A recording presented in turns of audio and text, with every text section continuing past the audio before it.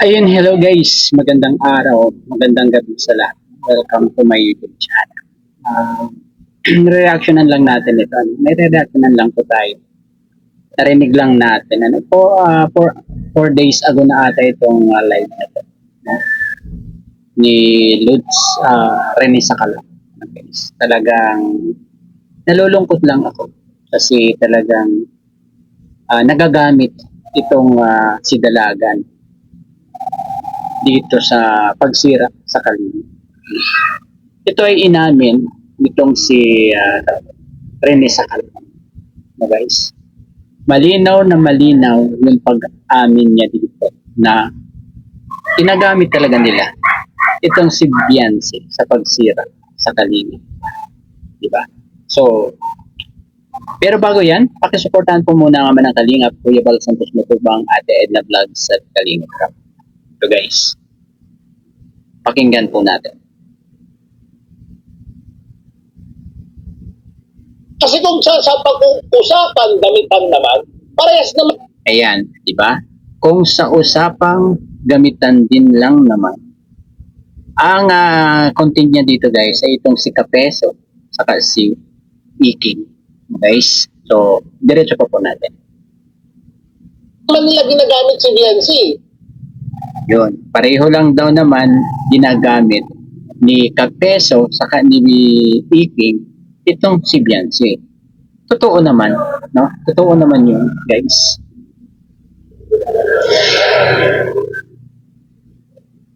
O usapang gamitan ha? Usapang gamitan.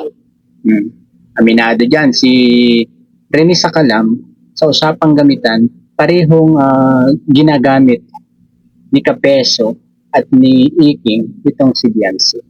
No? Maliwanag po yan. Paliwanag pa sa sikat ng araw itong pagkakasabi nitong si Mang Rene, no guys. Ginagamit ni Kapeso si Beyonce. Hindi ba ginagamit ni Dr. Lapid si Beyonce? Lahat naman gumagamit, pati kami, ginagamit namin si Beyonce. Yun, di ba? Inamin niya. Ginagamit din nila si Beyonce. Saan? Saan nila ginagamit si Beyonce? Eto guys ha, saan nila ginagamit si Beyonce? Ibang way lang yung paggamit sa bata. So, kahit iba-ibang way yan, ay talagang ginagamit nyo lang itong si Beyonce. Diba? Itong mga to pala yung mga manggagamit no? Kawawa naman si Beyonce kasi siya yung nagagamit nitong mga ito para ano guys, saan nila ginagamit itong si Beyonce? Ito guys, manggagaling mismo ito kay Mang Rene.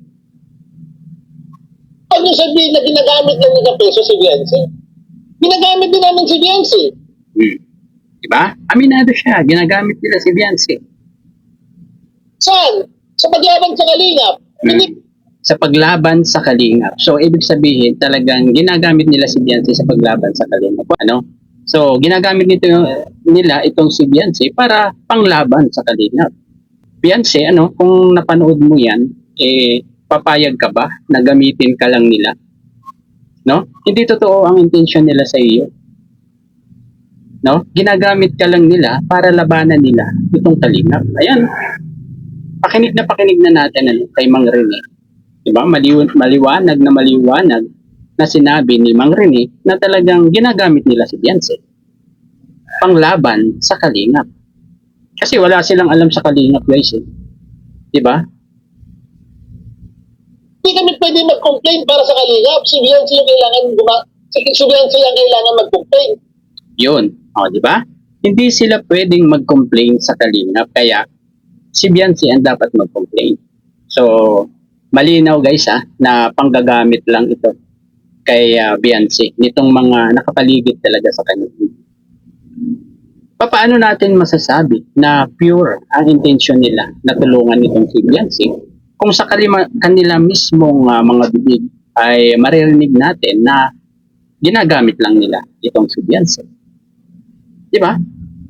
So, papayag ka ba Beyonce na gamitin ng mga ito para panglaban sa Kalingap na yun yung nakatulong sa iyo Diba? Alam ng lahat yan na nakatulong sa iyo ang Kalingap.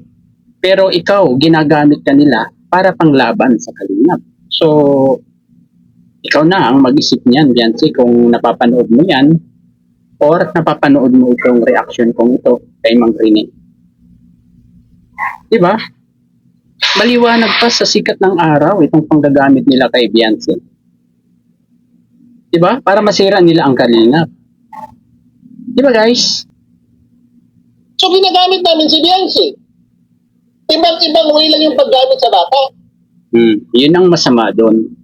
Ginagamit niyo yung bata, ano? Ninyong lahat na nakapaligid kay Biancy.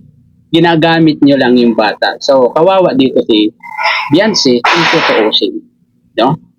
Ang dami niyong gumagamit sa kanya. Hindi na kayo naawa sa bata. Diba? Grabe. Grabe guys, sa kanila pa natin narinig itong mga ganitong gawain nila dito kay Biancy. Kala mo mga totoo yung pagtulong nila, yung pagde-defend nila dito kay Biancy, pero ayan, lumalabas mismo sa kanilang bibig na ginagamit lang talaga nila itong si Biancy. At kaya hindi sila pwedeng mag-complain sa Kalingap kasi wala silang alam sa Kalingap. Diba? So, grabe guys itong mga to, no? Talagang lumalabas sa mga bibig nila yung salitang ginagamit, no? Panggagamit nila dito sa dalaga, no? Kay Biancy. So, sana makapag-isip si Biancy isipin niya ng maayos itong mga ganito, no? Huwag siyang pumayag na gamitin siya nitong mga to na sa paglaban hindi naman kayo magkaaway, nasabi na yan ni Kalingap Rab, Kalingap Edo, na hindi mo sila kaaway. Diba? So, bakit ka nagpapagamit para labanan ang Kalingap? Diba? Bakit ka nagpapagamit dito sa mga taong ito na kalabanin ang Kalingap? Samantalang itong Kalingap ay itinuturing na hindi ka kalaban. Diba? Siguro napanood ninyo guys, yung sinabi ni Kalingap Rab na hindi sila ang kaaway ni Biancy dito, no? Grabe guys, grabe itong ating napanood sa reels na to, no? 4 days ago pa itong live ni Rene Sakalam na ito, guys, na talagang inamin yan. Talagang sa mismong bibig niya natin na rinig na pati sila, ginagamit nila itong si Biancy panlaban sa Kalingap. So, grabe guys. Hindi, grabe guys, no? Sana guys, magising na itong si Biancy, no? Sana magising na siya dahil ayan, nag-aaway-away na sila yung mga nasa paligid niya. So, kawawa siya, no? Kung patuloy na papayag siya na gamitin ng mga ito. So, isa siguro ito sa mga advisor, yung mga nag-a-advise ng mga ano-ano ay dalaga. Itong mga ito. Diba? Siguro hindi ko sure, pero sa pananalita niya, nasabi na niya dyan na si Kapeso ay naghihingi din sa kanila ng advice, kung anong mga dapat gawin. So, ayun, hanggang dito na lamang po. Sana ay magising na ang family. At tulad ng gusto nating mangyari, pumunta sila kay Kuya Bal, no? Humingi ng sorry. Kasi si Kuya Bal naman malambot ang puso niyan. Lalong-lalo na siguro sa kanila kung silang family ay pupunta doon kay Kuya Bal para humingi ng pasensya. Diba? So, ayun. Hanggang dito na lamang po. Bye-bye. God bless po sila. Peace.